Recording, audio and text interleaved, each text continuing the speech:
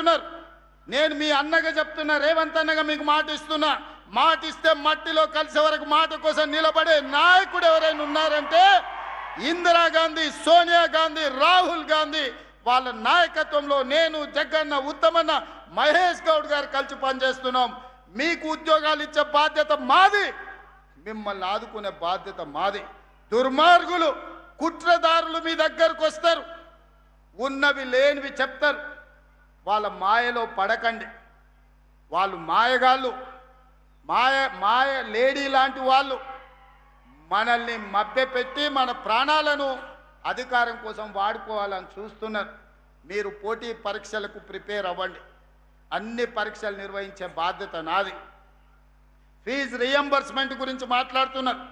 8,000 కోట్ల రూపాయలు అప్పులు పెట్టి ఫీజు రియంబర్స్మెంటు, ప్రభుత్వ ఖజానా మీద 8,11,000 కోట్ల రూపాయల అప్పులను మోపి తెలంగాణ రాష్ట్రాన్ని దివాలా తీపిచ్చి, దివాలా తీసిన ప్రభుత్వాన్ని విధ్వంసమైన తెలంగాణను మాకు అప్పచెప్తే విధ్వంసం నుంచి వికాసం వైపు నడిపించడానికి 8,11,000 కోట్ల రూపాయలు మీరు చేసిన అప్పులకు తప్పులకు మిద్దీలు ప్రతి సంవత్సరం 75,000 కోట్ల రూపాయలు ఇవాళ నేను కడుతున్నా.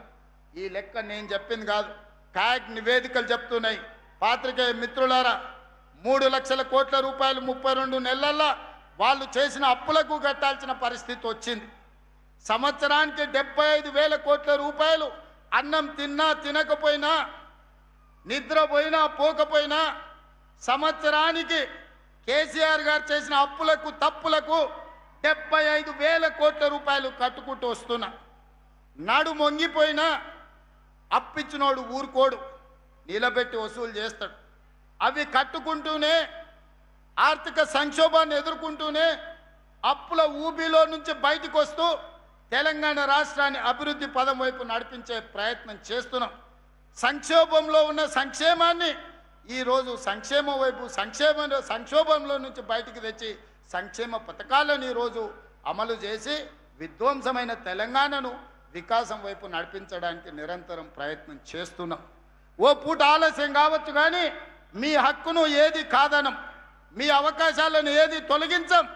మీకు కావలసిన మంచి పరిపాలన అందించే బాధ్యత ఈరోజు తెలంగాణ రాష్ట్ర ప్రభుత్వం తీసుకుంటుంది.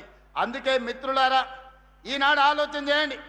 10 సంవత్సరాల బీఆర్ఎస్ పాలన, 12 సంవత్సరాల బీజేపీ పాలన, 2 సంవత్సరాల మా పరిపాలనను అంచనా వేయండి. మేమిచ్చిన ఉద్యోగాలు చూడండి, మేము అమలు చేసిన రైతు సంక్షేమాన్ని చూడండి, మేము అమలు చేస్తున్న ఆడబిడ్డల సంక్షేమాన్ని మీరు ఆలోచన చెయ్యండి. ఈరోజు 30 సంవత్సరాలు అపరిష్కృతంగా ఉన్న ఎస్సీ కేటగరైజేషన్ సాధించింది మొత్తం దేశంలోనే తెలంగాణ మొదటి రాష్ట్రం. 100 సంవత్సరాల క్రితం నుంచి బలహీన వర్గాల లెక్కలు లేవు.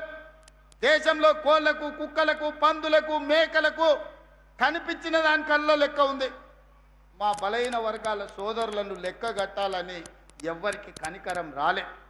కానీ మా మహేష్ గౌడ్ గారు అధ్యక్షుడైనాక పొన్నం ప్రభాకర్ గారిని పెట్టి తెలంగాణ రాష్ట్రంలో బీసీ కులగణన చేసి లెక్క కట్టి లెక్క తేల్చి దేశం ప్రధానమంత్రి మీద ఒత్తిడి తీసుకొస్తే ఈరోజు జనగణనలో కులగణన చేయాల్సిన పరిస్థితి మోడీ గారికి కల్పించి దేశంలో మొదటిసారి కులగణన చేయడానికి పునాదులు వేసింది తెలంగాణ రాష్ట్రం.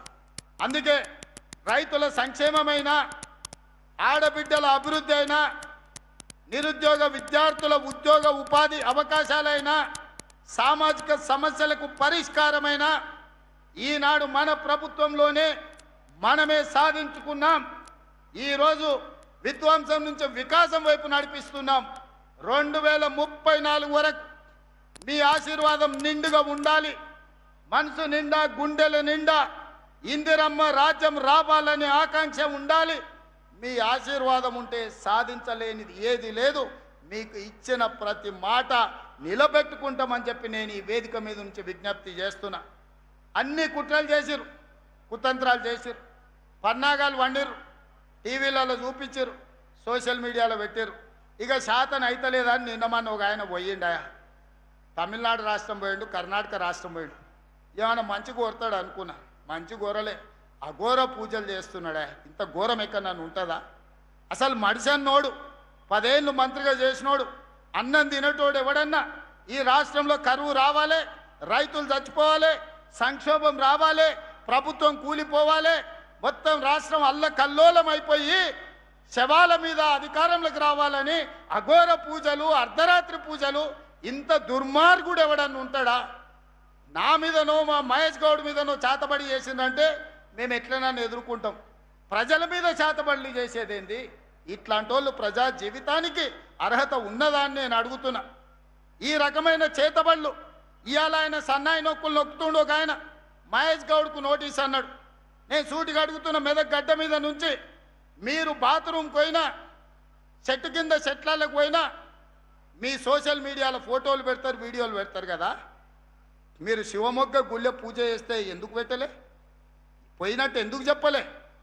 కర్ణాటకలో, తమిళనాడులోనో నువ్వు పోయిన గుళ్ళకు పోయినట్టు నీ సోషల్ మీడియాలో కానీ లేకపోతే నీ దినచర్యలో ఎక్కడ కూడా ఎందుకు ప్రకటించలే? ఎందుకు రహస్యంగా ఉంచినావు? గుడికి పోతే దండం పెట్టుకుంటాం, గుడి బయటకు వచ్చి 4 మంచి ముట్లకు మాట్లాడతాం. మేము తిరుపతి పోయినా, శ్రీశైలం పోయినా, యాదగిరిగుట్ట పోయినా, రాజన్న సిరిసిల్ల పోయినా, సమ్మక్క సారలమ్మ పోయినా మీడియాను అందరిని పిలిచి దర్శనం చేసుకొని 10 కాలాల పాటు రాష్ట్రం సుభిక్షంగా ఉండాలని మేము విజ్ఞప్తి చేస్తాం. మరి నువ్వెందుకు శివమొగ్గ గుడికి పోయింది చెప్పలేదు? పిల్లి మొగ్గలు ఎందుకు వేస్తున్నావు? తమిళనాడులో ఏ గుడులకు పోయినావు నువ్వు? ఆ గుళ్ళల్లో జరిగే అఘోర పూజలేంటివి? నీకు పూజలు చేసిన పూజారులు ఎవరు? వాళ్ళ వివరాలు బయట పెట్టు. ఇవాళ బావ కోసం బామ్మాడిది దిగిండు. బామ్మాడిది మా బావ మంచి గుడికి పోయిండని చెప్పి పక్కన ప్రెస్ వాళ్ళకి అంటున్నాట. ఈ కాంగ్రెస్ వాళ్ళకి తెలియదు, వాళ్ళ కోసం కాదు, మా మీద శాతబడి చేపించిన. అందుకే మా నాయన ఫామ్ హౌస్ల నుంచి బయటకు వస్తలేడు, అష్ట దిగ్బంధం చేసి శాతబడి చేశాని బామ్మాడిది పక్కన ఉన్న ప్రెస్ వాళ్ళకి చెప్తున్నాడు. వాళ్ళు వచ్చి మాకు చెప్తారు, గిదయ వీళ్ళ బుద్ధి, వీళ్ళ నీతి, వీళ్ళ జాతి.